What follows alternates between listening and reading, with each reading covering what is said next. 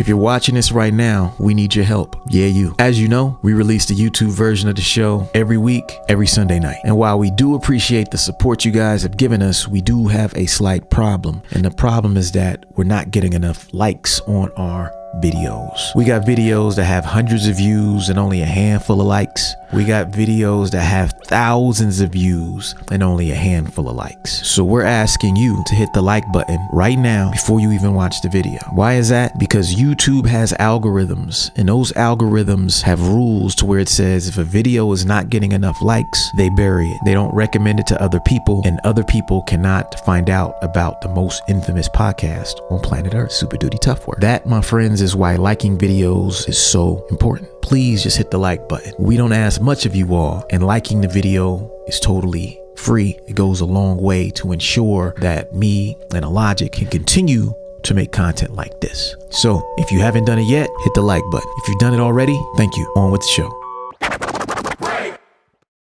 Testing. Super Duty Tough Work. Yeah. The morning edition. The AM. The AM tough work. Because sometimes we got to wake up and get this shit done, or don't get done at all. Right. And early morning. You know, how you doing today, Mr. Glass? I'm awesome, man.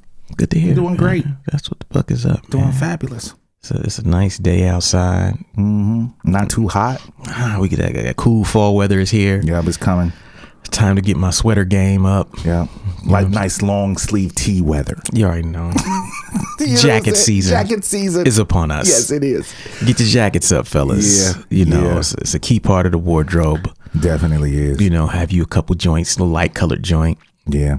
I'm gonna give me some Clarks. I'm gonna give me some new Clarks. You going in? Yeah, I'm gonna give me some new Clarks for the fall. Those are fall shoes for sure. Yeah, give me some new Clarks. Not quite winter. Right. Definitely fall. I don't know if I might go leather instead of suede. Okay. Though. You know what I'm saying? Get that shit blue and cream. Nah. You gonna dye that shit? Oh, you dye. Just dye this part. This shit right here. This shit blue and cream. Yeah, that's dope. Yeah, I bought some boots out of season in preparation for this fall and winter. Yeah. Some flies joints. I'm like, okay. Yeah. That's when you get the best deals. Yeah, you got to buy them in summer. Yeah. Or spring, really. Yeah. You know, so I was looking at some joints in winter, and I was like, whoa, that's a little bit much. Yes. Then come spring, I was like, word? Yeah, 50% off. Yeah. You know what I'm saying? 35% off. Copping. And I've been sitting on them, waiting on this coming winter. So yeah, anyways, you know, enough about the wardrobe. Mm-hmm. You know, and this week we're going to do hip hop again. Yeah. Why not? Mm-hmm. Why not? You know, this is an artist who's come up many times on this podcast. Yes. Sometimes good, sometimes bad. Yeah. And Nas. Yes. You know, he released a new record called King's Disease a few weeks back, and we got to talk about it. We do have to talk about it because we kind of gave Nas the blues last time we talked about him. Yes, we have to be honest. Yeah, here. we kind of punched him in the throat a little bit. He was on his helmet. It just had, he was on his head, really. It was like, hey man, when you do bad, we let you know. Right. But likewise, when you do good, yeah, we gotta let you know. We gotta let you know. Yeah, we gotta bring it back. This record, I was listening to this record, and the question popped into my head: did Nas finally get it right? Mm-hmm. And that's what we're going to talk about in this podcast. Did Nas finally get it right? Because what I identified is there's these areas that everyone has pointed out over the years where Nas gets it wrong. Right. And we're going to address those specific areas and talk about this album. And then we're going to talk about like how he did with what our expectations were and what he delivered on. And then we're going to decide, did Nas finally get it right with King's Disease? Word. We'll take a break and we'll be right back. We got you stuck off the realness, the most infamous, you heard of us. Official podcast murderers, the show comes equipped with viewpoints to share. Grown man ideas for all those who care and want to grow, so go ahead and download. Every single week with a brand new episode. You're not alone in this world, cousin, so we share information and honest discussion and keep repping a culture like we supposed to. They spread gossip, but they never come close to. I can hear it inside their tone. They talk about the industry but never left their home. You get laced up with bullet points and such, plus empowering topics that they never would touch. You can put your whole network against a team. But Super Duty Tough Work's the MVP. Most valuable podcast on MP3. Priceless info, but all of it's free. So take these words home and think them through.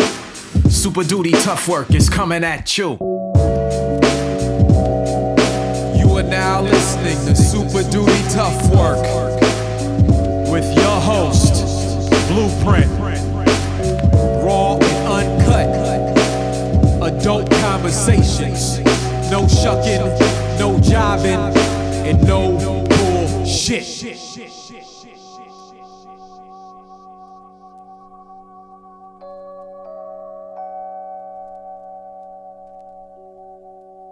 Super Duty Tough Work. Yes, sir. Back again, as per usual, every week. Yeah, consistency. How do we do it? Grown man shit. It's amazing sometimes. Jeez, man. We amaze ourselves. Years and years of this dope shit. It's facts. No let up in sight. Right. Did Nas get it right? King's disease. He's like, yeah. Yeah. Did he? Yeah. I think so. Let's talk about the first critique that people have of Nas records, which is the one producer problem. Nas has a problem now where his classic record, Illmatic, was built on the backs of multiple producers. Right? He chose the best producers at that time. Pete Rock, Q-Tip, Primo, you know what I mean? Large Professor, guys who were at the top of their game. And even though it was maybe 5 producers on the record, they all did 1 or 2 beats each. They all knew each other. Right. So they made a cohesive piece of work. See, the issue with Nas ever since then is he's been trying to duplicate that, but in the wrong way. Right. He makes all these records and he never commits to making a record with one producer. Right. Part of that is our fault as fans, and part of it is his fault because we expect him to make that thing again. Right. But he can't make that thing again because he doesn't have producers around him Like that. Yeah. Of that caliber. Come on. You throw Pete, fucking Large Primo, Q-Tip In a room. together. You gonna come up with some shit. They all work. Hey guys, they love each other. They love the artist. They're gonna come up with something that's exceptional. Right. Since then, Nas has not successfully really made an album using multiple producers of that level.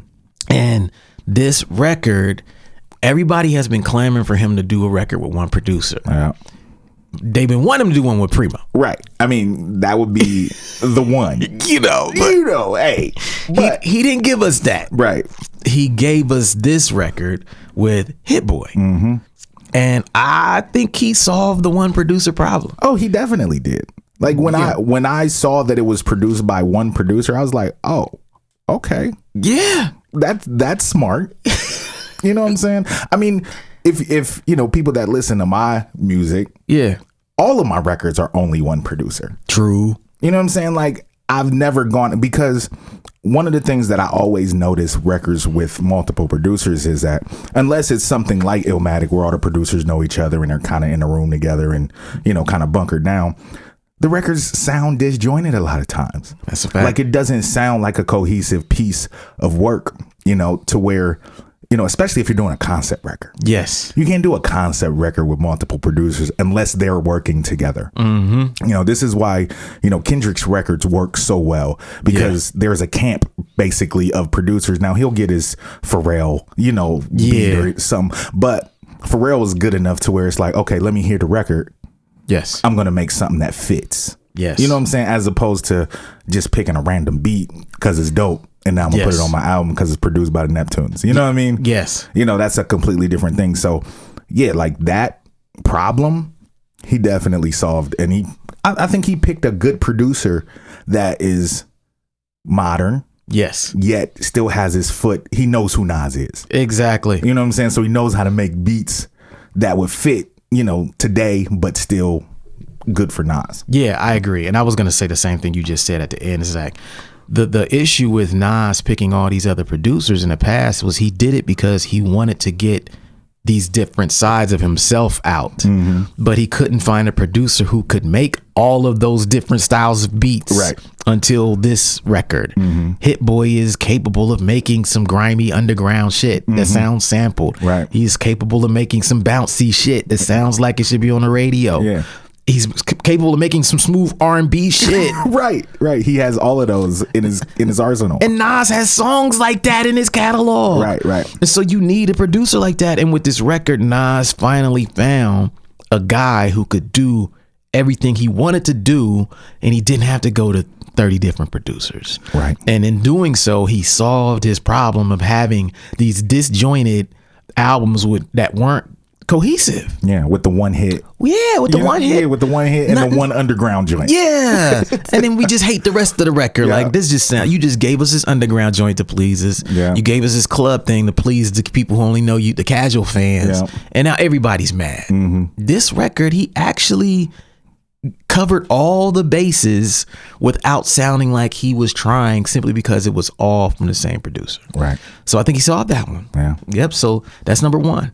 Second area that Nas, I think, got right: beat selection. See, and I wonder if Hit Boy had a part to play in this as well. Hell yeah. You know he did. He better have. You ain't going to soil my name picking the beats that I don't like. Come on, you know he ain't even let Nas hear certain joints. You know Hit Boy got a whole folder of shit that he pre-screened before Nas came through. You only getting heat. Right. So no matter what you pick, it's fire. It's fire. It's pre-approved. Right. It's like, you know what I mean? It's certified before you get here, Nas. So I ain't got to worry about you jumping on some garbage shit. Right. Doing something that I don't like. Yeah. Yeah. Hit Boy. But that's the beauty of the one producer again. Because the problem with multiple producers is when you bring multiple producers, they're competing against one another. Right. Everybody wants the single. So everybody's going to be trying to give Nas what they think the first single should be, as opposed to just getting good records. Yeah, giving them dope beats. Yeah, like, look, I got the whole album. The single's going to get picked from one of my joints. Yeah, I got the single, no matter what. So my name is on the record, and so Nas's beat selection automatically steps up, again, because he chose the one producer. There's not a beat on here that I didn't like. Right. I couldn't say, like, oh, man, that beat, nah, it shouldn't have been on there. Right. His other records are full of that. Oh, yeah. Where I'm just like, dude, I got beats laying around that are way better than that. And you're messing with the best of the best producers, and you're not even picking their best beats. Yeah. That was his problem before, not on this record. Yeah, I think listening to it, I mean, just the way it starts. Yeah. That soul sample. Fire. Flames. Yes. And Fire. then Blue Band. Yeah, fire. Come on. Fire. Come on. Fire. You know, and it keeps going, even the chick joints. Yes. Like, the beats are well done. Yes. Every beat Yes. is well done, and it's nothing that sounds like it should be a throwaway. Yeah. You know what I'm saying? Everything on the record sounds good. Yeah, because like, the Blue Benz track to me is kind of like, had the stories he's telling and the descriptiveness reminds me of New York State of Mind. Well, except it's just even updated. The beat is reminiscent of New York State of Mind Part 2. Yes. Actually, you listen to the bass line. The bass lines are extremely similar. Yeah. Because I kind of did that when I heard it. I was like, what does this remind me of? It reminds me of another Nas song. And I started going through and I'm like, New York State of Mind Part. And I listened to both of them back to back. I was like, yep. Yeah. So he captured that. See? That essence in there. And beautiful thing. Yeah, that shit's beautiful. Yeah, I mean, King's Disease, Crazy Beat, Blue. I mean, the album starts off with literally like 5 amazing Bangers. beats. Yeah. No slacking. No. You're like, okay, well, we went from King's Disease, Blue Benz, the Car 85, Ultra Black, 27 Summers, the Replace Me. All these beats are really good. Yeah. And I can't knock anything on the record. And it's one thing where I'm like, you know what, Nas? You chose some beats. Yeah, you got some joints in there. Or, Hit Boy chose some beats. Yeah. But whatever, you get credit, Nas. Like, I bet Hit Boy gave him, like, let me see, what is it, 13 songs? Gave him 17 beats. right. You get 4 alternates. You get some alternates. Got 17 joints. If you don't like that one, I'm going to replace it with this one. That's basically what he did. Yeah. I would agree. I think he got that right too, man. So that's we'll take a break and we'll be right back. Where?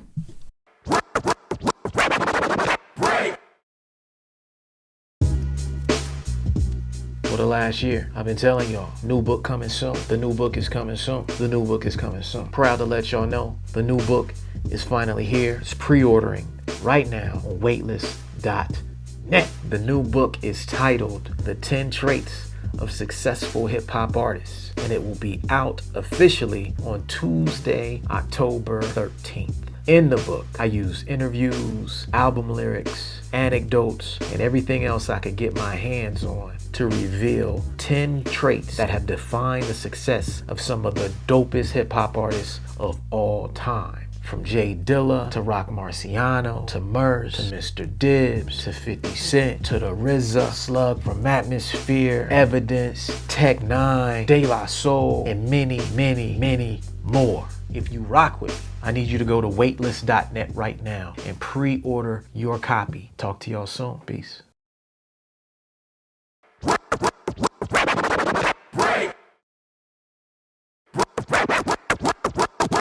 This week's episode is brought to you by the good people at MyBookie. Blueprint, tell them about MyBookie. Okay, I will. Winning season returns at MyBookie. Winning season means doubling your first deposit. Okay. Winning season means Survivor, Super Contests, and Squares. At MyBookie, winning season means hitting all your parlays and props with your feet up, watching your team trounce their rivals. Rejoice. It's time to celebrate the NFL season. Invest in your intuition. Use promo code TOUGH and double your first deposit. New players get up to $1,000 in free play designed to add more excitement to the sports you love and the games you bet. From live betting to championship futures, every play you want to make is waiting at MyBookie. It's simple. Make your picks, win big, collect your cash. That's right. Use promo code TOUGH. That's TOUGH, y'all. You can spell, and double your first deposit. Your winning season begins today. Only at MyBookie. Yeah. Super duty. Tough work. Word. Back again. Did Nas finally get it right? Yeah, man. As huge fans of Nas, we can honestly say there is definitely a thin line between love and hate. Oh, yeah. You know, sometimes we love the man. Sometimes we hate what he be doing. Yeah, like I was saying before we started recording, like, the album came out, and it's like, it's a Nas record, so I got to give it a chance. Right. You know what I'm saying? Like, you go in expecting the worst just because he's done us so bad so many times. I love you, Nas. Yeah, we know. It's like family now. Right. It's like, you go to the cookout, you know that drunk uncle is going to come. You know he ain't shit, but he going to be there. Right. You got love for him, but you don't leave your wallet around. Right, You know what I mean? right. You know, he going to ask you to hold something. Let me hold something. You know what I'm saying? Yeah. Yeah, Nas is like family now. Yeah. Like, you got to give him a chance. You got to give him a chance. And I was pleasantly surprised. Yeah. Like, because even when I heard Ultra Black, I was like, okay, that's the one joint. You know what I'm saying? Of course, like, same thing. I was like, yeah, but you do that every album. Yeah, come on. You always give us one of these. Nas is like, was the first single off. You know what I mean? Every album, he literally starts out with some hip hop shit like that. So it's like, by the album, it's like, nope. Yeah. Like, sorry. I don't believe you yet. I don't believe you. You know what I'm saying? You ain't gonna pull the wool over my eyes again. Yeah, he's the master of the okie doke. He be catching us slipping every time, man. Yeah. So the next area that people critique Nas on, his other biggest critique is that he tries to, you know, we want him to sound modern, but we don't want him to chase trends. Right. Nas has a habit, or it feels like, at least to us, of trying to chase, you know what I'm saying, what hip hop is doing right now. Yeah, right now. It's like, you don't have to do that, Nas. You're like a fucking OG. You don't have to be current. You don't have to rhyme over whatever trap beats or nothing like that. We do want you to evolve a little bit with your beat selection, but you can still make hip hop shit that sounds like modern shit. Like, it don't have to be, you know what I'm saying, all just one synth minimalist trap beat. We don't need that from you, Nas.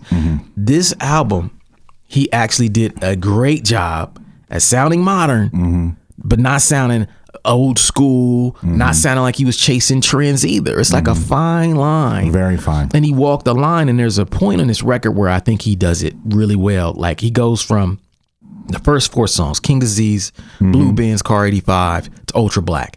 Then the sound starts slowly changing with 27 Summers, Replace Me with Big Sean, Till the War is Won with Lil Durk. Those all sound modern. Yeah, well, 27 Summers is basically a trap beat. Yeah. You know what I'm saying? But it's better. But it's so good. It's better. It's so like that's a beat I would rap over. Yeah. Kind of, you know what I mean? Like, I don't think trap is as good at 27 Summers. Yeah, like that shit is like so much more creative. You know, I listen to, like, a lot of dudes make trap beats in 5 minutes, man. Yeah, it's like same recycled drum pad, like that shit. It's got bounce to it. He's rhyming different to it. Yep. It's like, this is, but because you have one producer, he slowly updated the sound and started a little modern, little, you know, for about 3 songs. Yeah. Then he bounced right back in with All Bad on some smooth R&B shit. Yeah. You know what I'm saying? It's like Nas couldn't have pulled that off in the past with multiple producers. Yeah. He would sound like he's trying to chase what's hot, because he would go from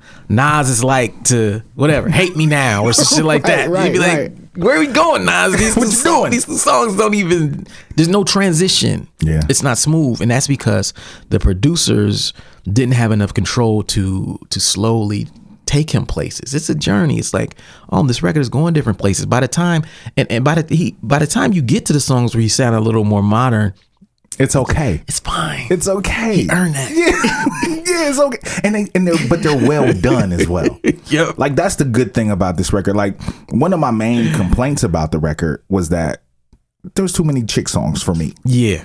But they're so well done that I don't mind. It's cool. I got what I wanted out of the record already. Like, I don't mind. And even the chick joints, I find myself singing the hooks. They're fire. Because they're good. All Bad. Come on. That shit's fire. Yeah, with Anderson .Paak, man. Come on, bro. I mean, even the joint with Big Sean. Yes. Not bad at all. Not bad at all. Fire. Yeah. So like, yeah, you're allowed to take it other places, but you just have to remember that your fan base, your hardcore fan base, is going to get disappointed if they don't get enough of what they're looking for. Right. This record is proof that we don't need Nas to make Nas's like, or, you know what I'm saying? Every song. We don't want an album like that. This album proved it, because by the time he starts changing up a little bit, we just keep it rocking. Yeah, because it's so well done that it's like, okay, Nas. Yeah. I don't even fuck with Lil Durk, but all right. He sound good on that song. Sound good on that joint, so I'm not mad at you. And I love the fact that he only let Lil Durk do the hook. Yep. Like, that to me is how you execute. It comes off like you understand what you're doing, and you're not trying to like, I don't know, like manipulate the people and make a club banger and let me hop in a hit real quick. Then I'm gonna go back on my hip hop shit. Right. It's like, yeah, you got him on this hook instead of having him rhyme and making it about you tapping into his fan base. Right. It doesn't come off like that. And the hook fits the song. Yes. He's not on his Lil Durk shit. Like, he's doing something that fits what Nas is talking about in the midst of the song. Yeah, man. Yeah, so like this, he did it. This record, it sounds modern. It doesn't sound like he's chasing trends at all. It doesn't sound old school. Right. It doesn't sound like some 90s shit. Yeah. It just sounds like a dope hip hop record. Yeah, and it doesn't sound too new. Yeah. You know what I'm saying? It doesn't sound like no trap shit. It doesn't sound like the shit that you hear on the radio. It's just a good fucking rap record. Yes. And that's all we wanted, bro. Yeah, that's all we want from you, Nas. Just keep it like this, man. Yeah. Okay, so the number 4 area that people critique Nas on, and our biggest gripe over the years, is that his records ain't hip hop enough. Yeah. And you know what we mean when we say hip hop. People, some argumentative jerk is gonna be like, well, hip hop changes, bro. You know what I'm saying? To a 17-year-old, you know, Lil Durk is hip. Yeah, shut the fuck up. This is a grown man conversation right here. Yeah, you know what we mean. If you 30 plus, 35 plus, this is what we talking about here. Right. You know, and so for Nas, his brand was built off of a certain sound. And when we say that his records don't sound hip hop enough, we're just speaking to the tradition of his own records, the ethic that he's already created for himself, not something that he didn't already do. You know what I'm saying? So this record, by the way it starts out, does not have that problem. No, there is not that problem at all. It's a hip hop record. Yes, and it's a modern hip hop record, and it's good. And I can't complain about nothing that happens on this record, because he gives all the hip hop heads and critics everything that they could have wanted within the first 5 songs. You can't say shit. And then he comes back later on with some more hip hop shit. You can't say a damn thing, and he's rhyming his ass off. It doesn't sound like he's going through the motions or offbeat like on the Kanye record where it sounded like the vocals didn't match the beats half the time. This record is fucking dope. Yeah, and it's hip hop. It's very hip hop. I mean, from The Cure. You know what I'm saying? Even going into later in the record. Yep. The 10 points joint. Bringing the firm back. Yes, had to do it. Even though I feel like they wasted that song talking about some girl shit again. Yeah, Nas did start out on some weird bitches you break up, be dump, be salty at me or whatever. Yeah, and then even AZ's verse was about a chick. Was it? Yeah. Okay, yeah. You know what I'm saying? Like Foxy's wasn't. Foxy's didn't. She just rapped. Yeah, she just spit. You know what I'm saying? But I think that song was wasted, but the beat was good, so I didn't. You know what I'm saying? Yeah. It was one of those things where it's like, I would have rather, but I can't be mad because the firm is back together. You know what I'm saying? So I really can't be mad because I ain't heard AZ spit a rhyme, new rhyme in a minute. They pulled Foxy Brown out the crevices. Come on, bro. That's what I'm saying. Like, I can't be mad at it. They went and got her from the gates of limbo. She was just out there. She just out there floating. In the nether world. Yeah, but I can't be mad at it. I mean, it's hip hop. Yeah. You can't be mad at Blue Band's Car 85, just the story of Car 85. Yes. It's like some old school hip hop, like story shit. New York car culture shit. Yeah, New York car service shit. Yep. And then Ultra Black is just like some, some anthem shit. Yep. 27 Summers. You can't go wrong. It's hip hop. Yeah, you can't go wrong. It's hip hop, man. So yeah, that's number 4. Okay, we'll take a break and we'll be right back. Where? What's up, everybody? Here to let y'all know we got a brand new 7-inch available on the weightless.net web store right now. The name of the record is Let Us Pray, and it's by the Thermites out of Reno, Nevada, featuring myself, Blueprint on a Rhymes. As you can see, we're dealing with some beautiful clear vinyl right here. The A side of the record is the vocal version. The B side of the record is the instrumental version. And just so you know, there's only 500 copies of this record, and I've only been given 50 to sell total. That means that if you want one of these records, you better act fast. This is the Let Us Pray 7-inch, available exclusively at weightless.net. Get yours before they run out. Peace. To us, but to them, it's really small. I guess we still need faith like Biggie Smalls. Enjoy the quiet and meditate. Silence the mind, thinking of a better day. Let go of yesterday. Give thanks to the sun for another day. Let us pray.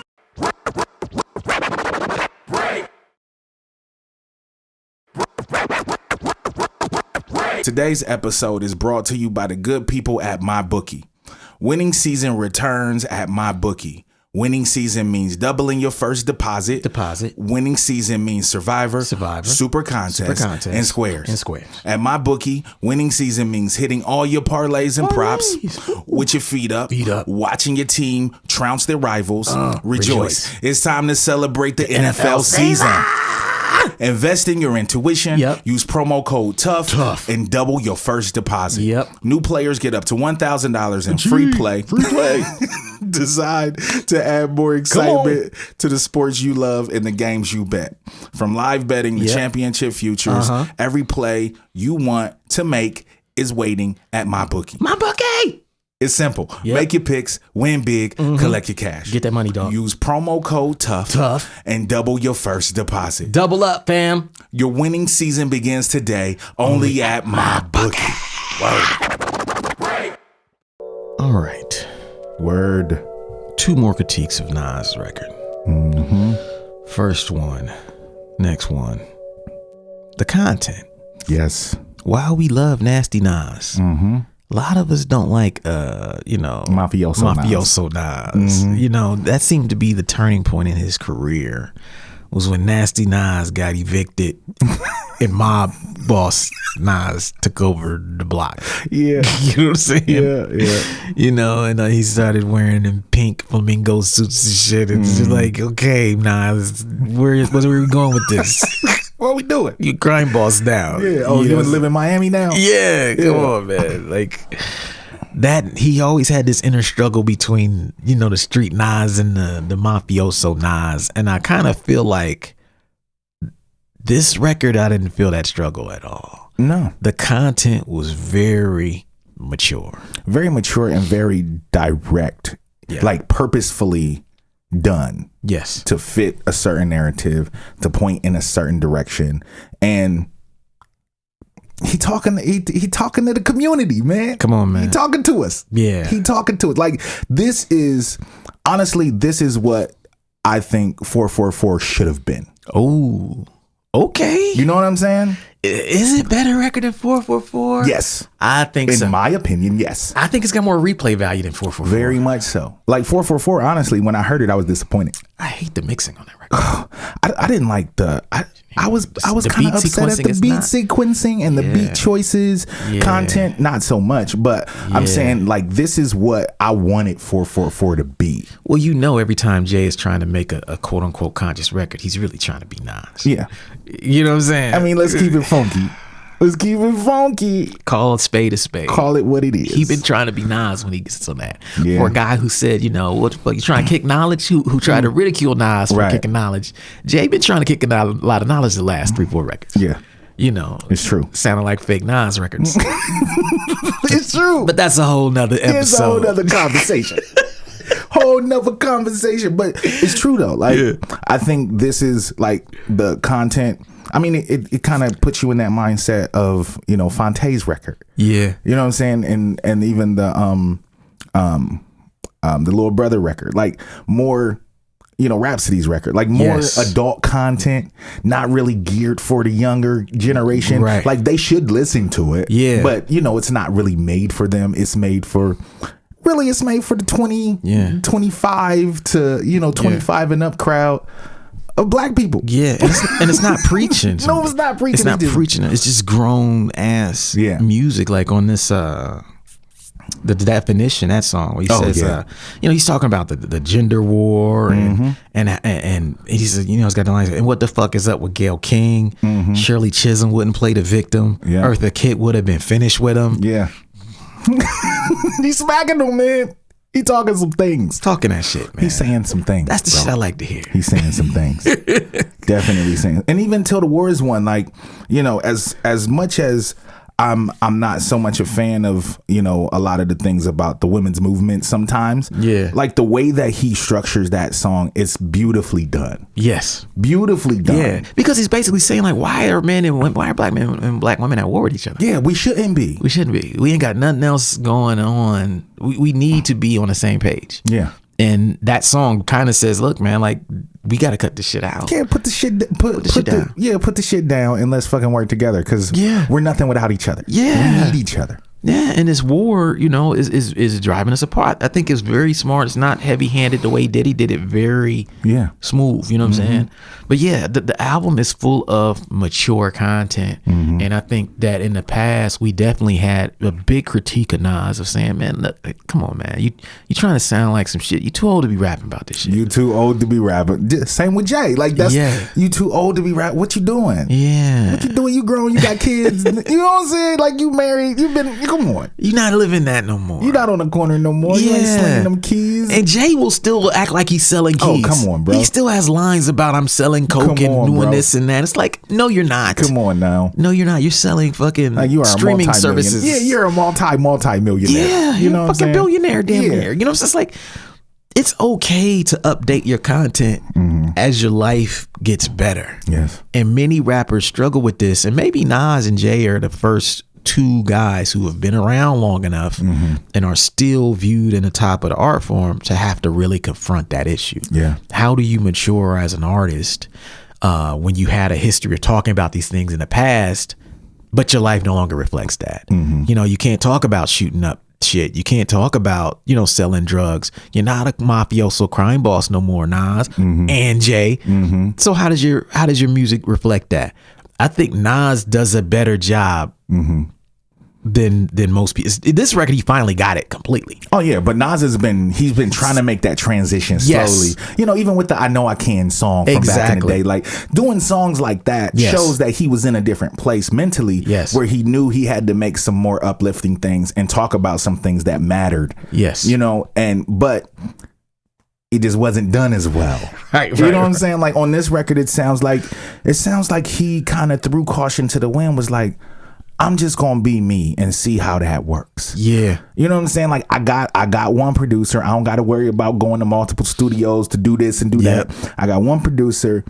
I'm just gonna sit in the studio with these beats, me and Hit Boy, and I'm gonna be me. Yes. For a whole record. And talk about my life and talk about how I see the world right now. Yeah. From my vantage point, and see what happens. Yeah. And it worked out really well. Definitely. I think there's a big lesson in there too. You know, for all the artists listening to this episode, you know, these are things that we have to address as artists ourselves. Like you and I are grown ass men operating in an art form that they say is quote unquote, you know, for the youth.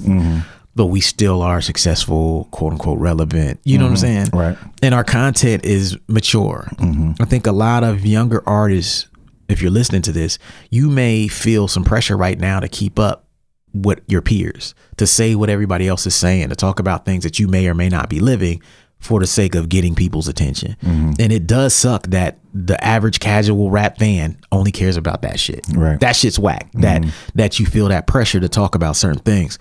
But I would say use this Nas record as an example. Right. Look how this man has slowly changed over time. Look at Jay-Z is slowly trying to change over time to make good records without including all of that. It's a gradual process. It's not overnight. Right. At the end of the day, this is music, so you still have to make dope shit. You still got to be entertaining. Exactly. Don't forget that. Exactly. But understand that if it's dope enough, you could talk about cutting the grass and fools will listen. You know what I mean? You could talk about raising a family. If it's fire, it's going to be a fire song. And so the lesson to people listening is like, don't be afraid to make mature content, because hip hop is aging, right? And hip hop's fans are aging, right? This is one of the youngest art forms in this fucking planet. You know what I'm saying? Towards like, yeah, we were born when hip hop came out and all that shit, and we were raised on hip hop. But does that mean we stopped listening at age 30? Exactly. It doesn't. It means that now you have hip hop fans who are 30 years old, just like you got hip hop fans who are 50 years old, right? And they listen to different sets of shit. And rappers who were teenagers when those 50-year-olds were teenagers, those fans never went nowhere. Right.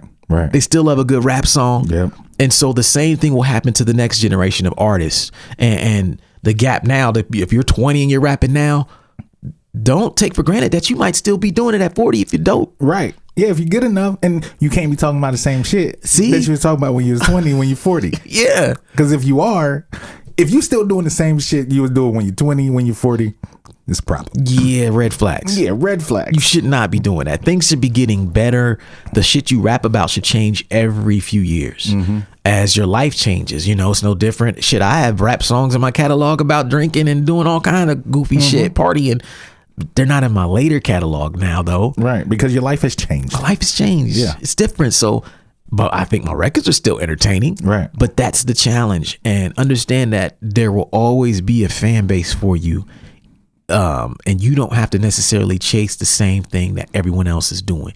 Talk about your life. Make it dope. Make it entertaining. And you'll have what Nas has in us, which are fans who always check what they do. Yeah, no matter what. No matter what. No matter how many times we might have been burned. We still gonna come back like, let me give him another chance. It's like the abused spouse. Yeah. I'm gonna just maybe he changed. We got Stockholm Syndrome. For Nas. Yeah, we got Stockholm with Nas. Like maybe he changed. Yeah. You know, he been away for 3 We're in love years. with our abuser. Yeah. Nas been kicking our ass with whack albums for 10 years now. We still love him. Yeah, we still love him. We still lay him in the door. His toothbrush still there. And then finally he came back with something that made us happy. Yeah, he came back with roses like, oh, nah, thank you. I saw you. Yeah. I knew you had that in you. Yeah. I just been waiting. Thank you. Now we can move forward. Yeah. But yeah, mature content, man. He nailed the mature content on his album. Definitely did. And that's been one of people's biggest criticism, and he got that right. And then the last area that Nas has been hit or miss on, that some people critique him on, is the failed concept albums. Oh, he's completely missed this. He hasn't made a concept album that worked. No, he hadn't. Hip Hop the Dead was okay. It's okay. There was a couple joints on there. Yeah, the song, he's had a couple lines, but it wasn't like really what we. You know what I'm saying? It wasn't when you think of like concept records, like I don't know, like the Extinction Agenda. The Extinction Agenda. Yeah, where you're like, I mean, Good Kid, Bad City, Bad City, whatever. Like those are concept records from beginning to end. Story is all there. Every interlude, every track, the beginning, the sequencing, the order of the song, all contributes to the telling of the story, which is the concept. Nas has many failed concept albums in his catalog. Yes. This is not one of them. No. This one, he just didn't try to be too ambitious. Like you're saying, he was like, fuck it, I'm going to be me. This beat's dope. Let me write some fire to it. Yeah. Next track. He didn't seem to try to come up with this thing where he's trying to articulate some super artistic concept, which has led him to fail, especially because he had 20 different, you know what I'm saying? Producers with 20 different agendas. Yeah. Yeah. This shit works, and it's not a failed concept album, and I was happy to see that shit. Well, the thing is, I think what Nas did is that he made a nice little number of songs, and they happened to fit a concept. Yes. I don't think he was trying necessarily to create this, like he had like, okay, I'm gonna do this King Disease album and every song is gonna be, you know what I mean? Like, I don't think he tried to do that. I think he made, because of where he is in his life and his outlook on things, he made this group of songs that fit this overall theme. Yeah. And it created something to where it's a concept album, whether he meant to do it or not. Right. It is a concept album. Yeah. You know, because it all fits when he, the definition song, when he's kind of talking about the King's Disease and what it all means. Yeah. And when you listen to that song and you listen to everything else before that, when you go back and listen to the album again, it's like, damn, this all fits into that. Yes. You know, that idea of the King's Disease. And, you know, it's really done well. Yeah. And it's not, and he could not pull this off 10 years ago. No. His records was just flat whenever you would try it, and you'd almost be like, and I think maybe that's part of the reason his hardcore fans have always been like, dude, just make some Illmatic shit. Yeah, please. Because this weird concept shit you're trying to do is not really working. It's not working, bro.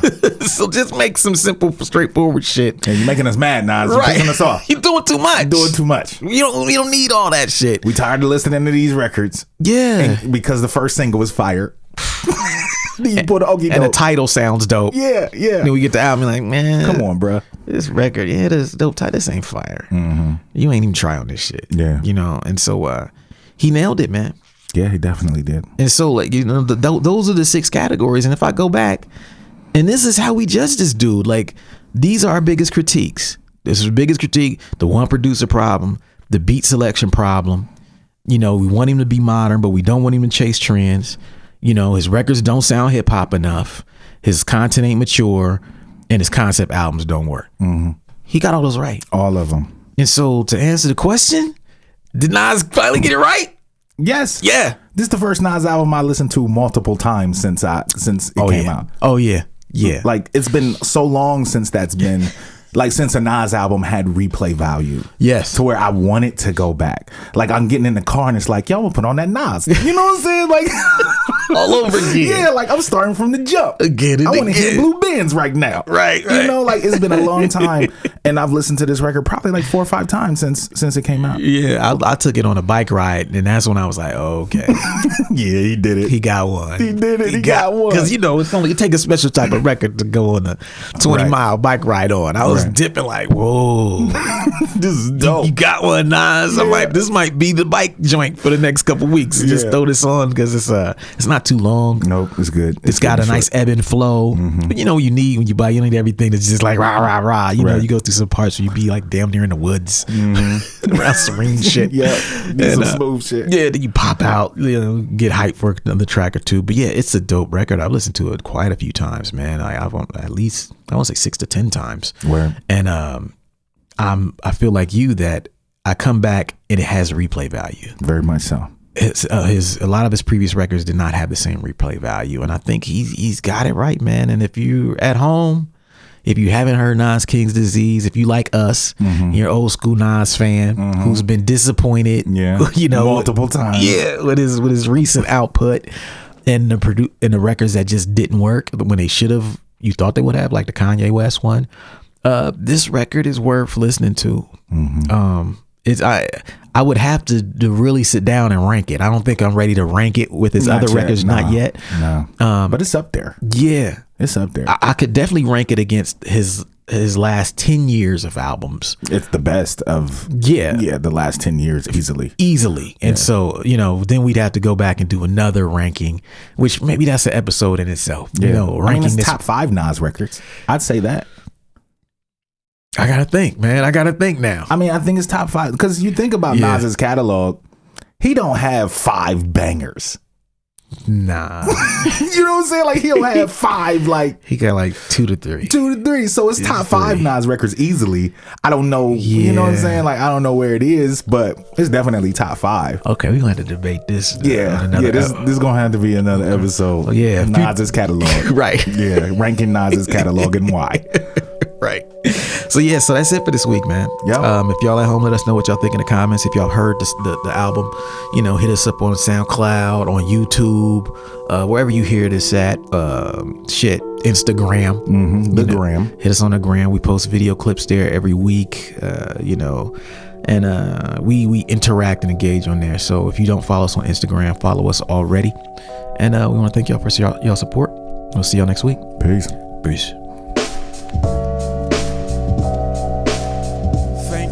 Listening to Super Duty Tough Work. Subscribe to the podcast on iTunes. Follow the podcast on SoundCloud. Peace. Shoot, I got styles already that's more complex that nobody know about. I mean, Super Duty Tough Work.